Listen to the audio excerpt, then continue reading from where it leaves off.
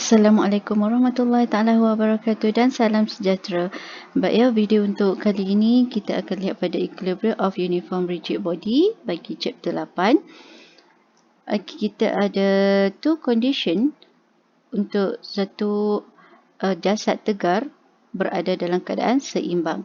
So syarat yang pertama adalah total force equals to 0 or net force equal to 0, where bila total force equals to 0, dia consider kepada total force pada paksi X juga 0 dan total force pada paksi Y juga adalah 0. Okay, untuk second condition, okay, we talk about torque.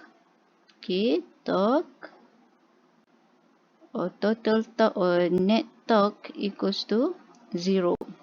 Okay, ataupun kita boleh mention total torque anti-clockwise equals to total torque clockwise.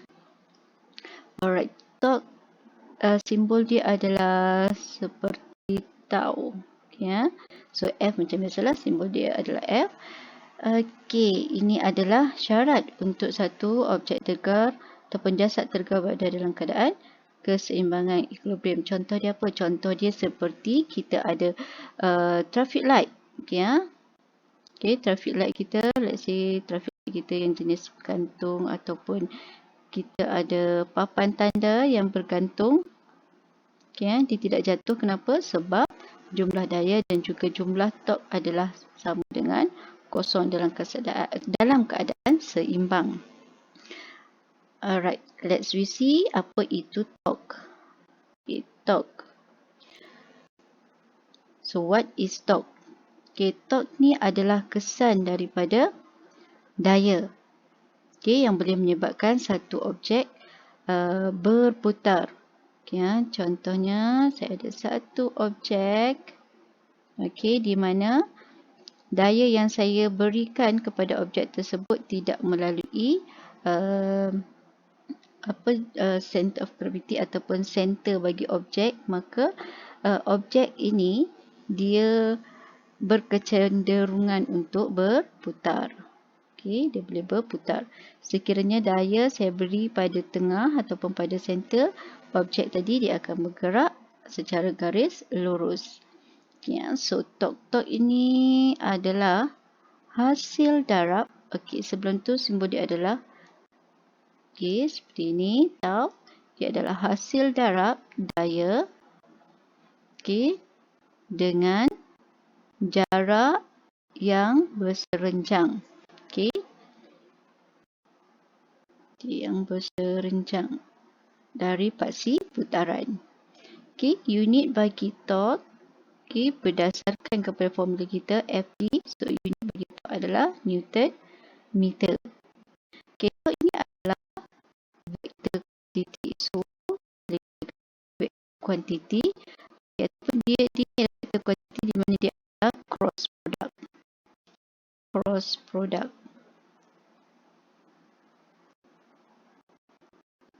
Maka kita ada magnitude dan juga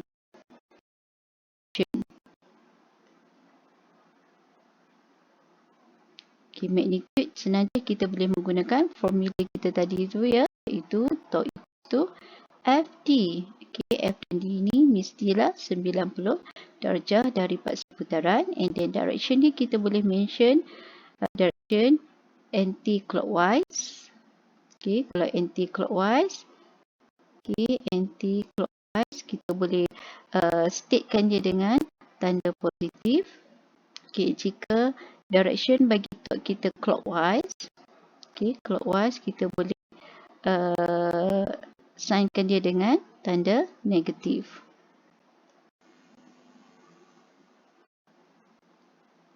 Baik, mari kita lihat macam mana kita nak kira torque.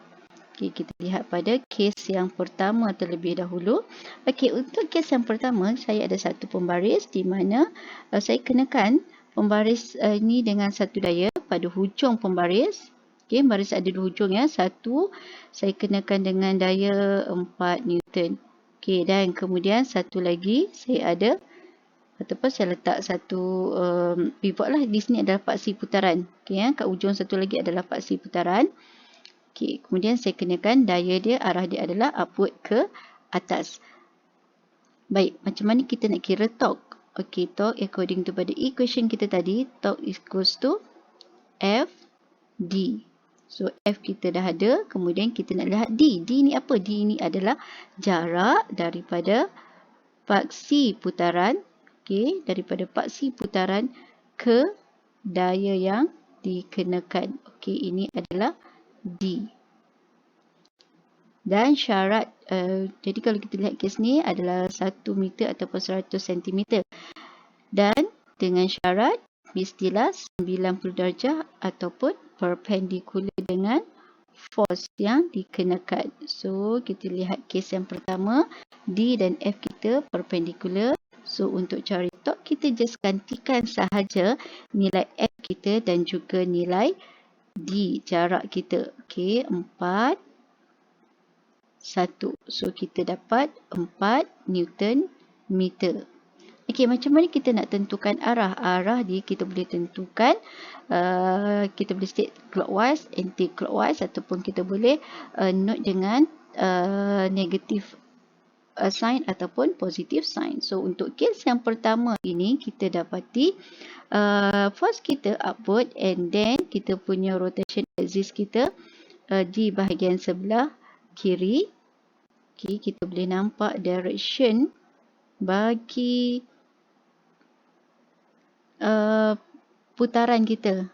Okey, putaran kita, direction dia ataupun torque dia adalah anti-clockwise. So, kat sini kita boleh letak direction dia anti-clockwise. Or, ataupun kita boleh tak nak tulis anti-clockwise, kita tahu bahawa anti-clockwise tadi positif kan. Okey, positif 4 Newton meter. Alright. Okey, kita lihat kes yang seterusnya, kes yang kedua. Okey, untuk kes yang kedua, daya yang dikenakan tadi bersudut.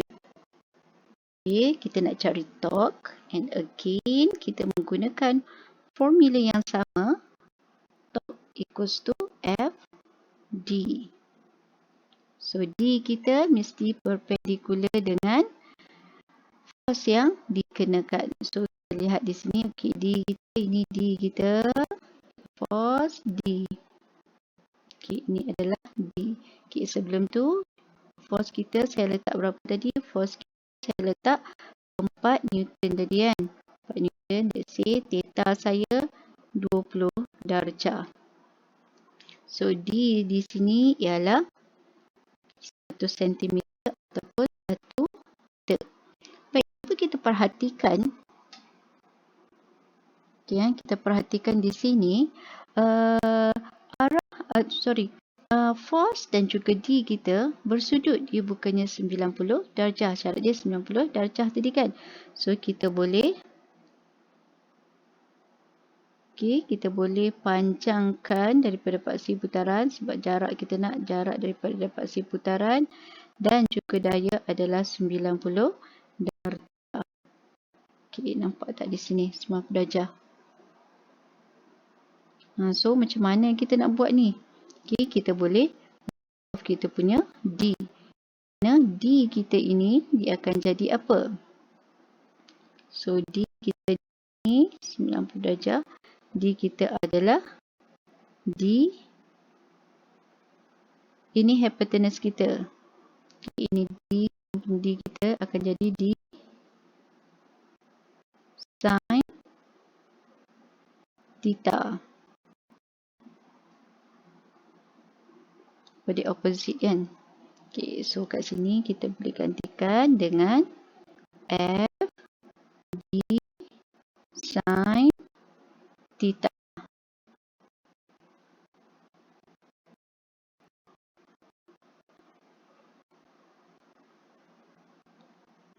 Maka 4 D kita adalah 1 kita adalah 20 darjah. Okey, ataupun kalau kita nampak agak rumit seperti itu, kita juga boleh tulis macam gini. Kita or atau torque equals to FD. Okey, apa yang boleh kita buat di sini? Kita resolve F pula. Tadi kita resolve T kan, sekarang ni kita resolve F daya. Okey.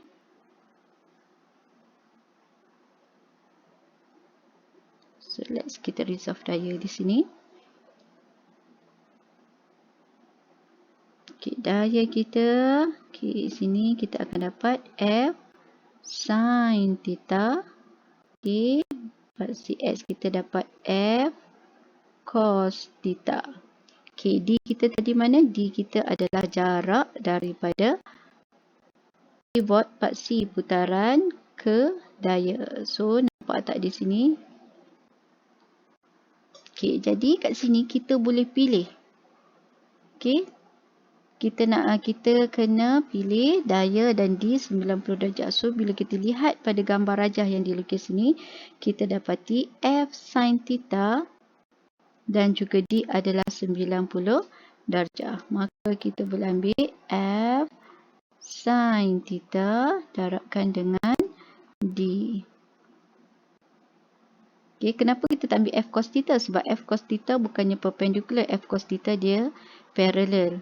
Okay, so tak boleh, kita kena ambil yang perpendicular. So, kita gantikan nilai, let's say, force kita 4 tadi. Dan sudut kita adalah 20 darjah. D kita adalah 1 meter. So, 4 sin 20 darjah. Okay, direction. Macam mana kita nak tentukan direction? Okay, direction kita berdasarkan kes ini adalah again F ke atas, upward. Kita punya rotation axis kita sebelah kiri, maka dia adalah anti-clockwise. So, kita dapat anti-clockwise. Okay, jangan lupa unit Newton meter. Okay. Baik, seterusnya kita nak cari pula, let's say, kes kita yang ketiga, kes di mana, okay, kejap. Okay, paksi putaran dia, let's say, paksi putaran kat tengah. Kemudian saya ada beberapa daya yang bertindak. Kita nak cari resultant torque, okay, yang dikenakan ke atas objek. Okay, let's see force saya yang pertama. Okay, force saya yang pertama 1 Newton, okay, melalui paksi putaran. Okay, force saya yang kedua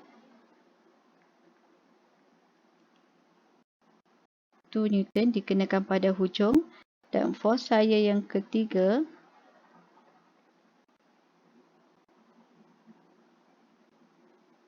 F3 saya lukis ke bawah lah, senang sikit. Okay, F yang ketiga saya, let's see begini. 3 Newton. Okay, di sini sudut 20 darjah. Okay, panjang ni let's see 0.5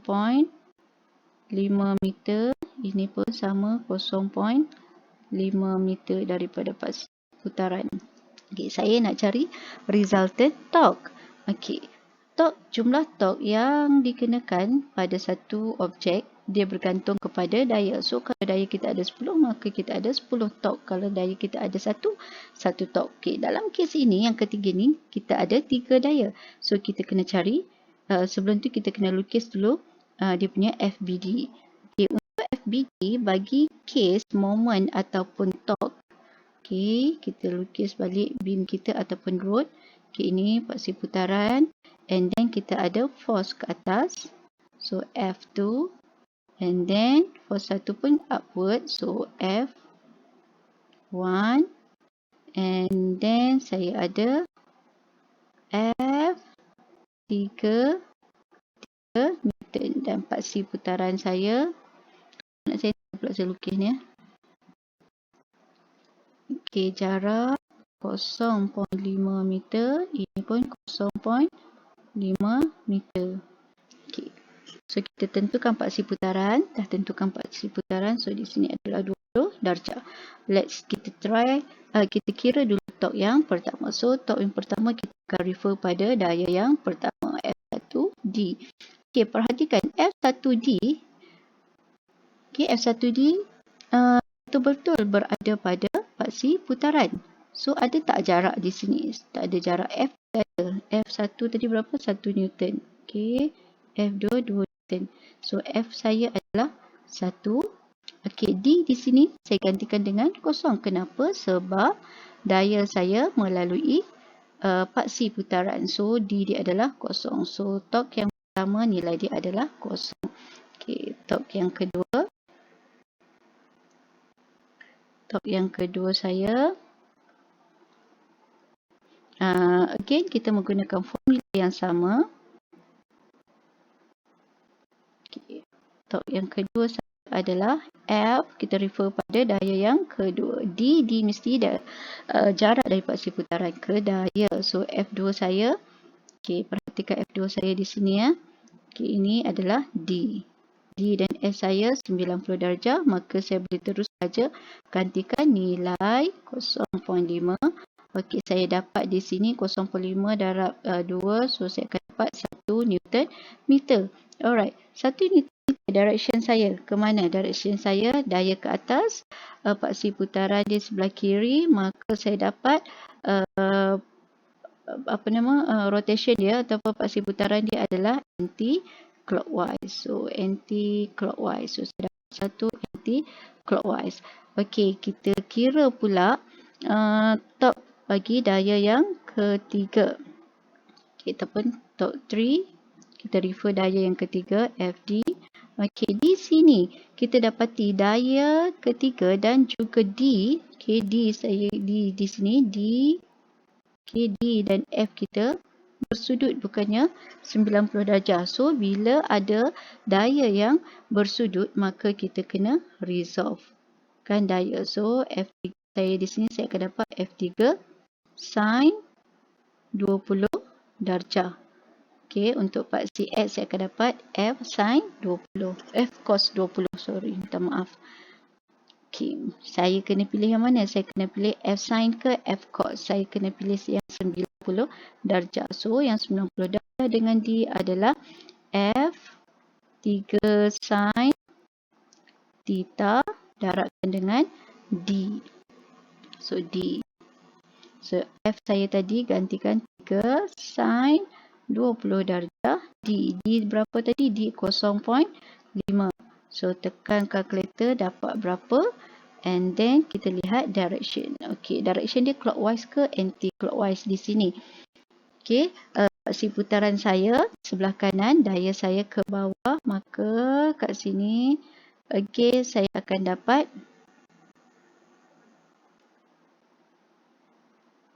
clockwise juga, anti-clockwise juga.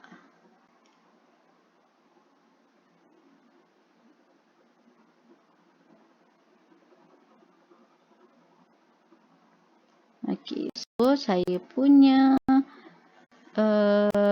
total torque ataupun resultant torque saya sama dengan 0 tambah dengan 1 Newton. 1 Newton tadi anti-clockwise adalah positif. Tambah dengan 3 sin 20 darabkan dengan 0.5 sama juga anti-clockwise positif juga. So, saya akan dapat torque resultant saya adalah positif lah ataupun anti-clockwise tu dua positif kan. Kita tengok kejap dapat berapa ni. 1 tambah dengan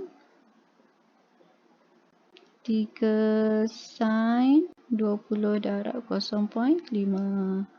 Okay, Newton meter. Alright, that's all. Thank you.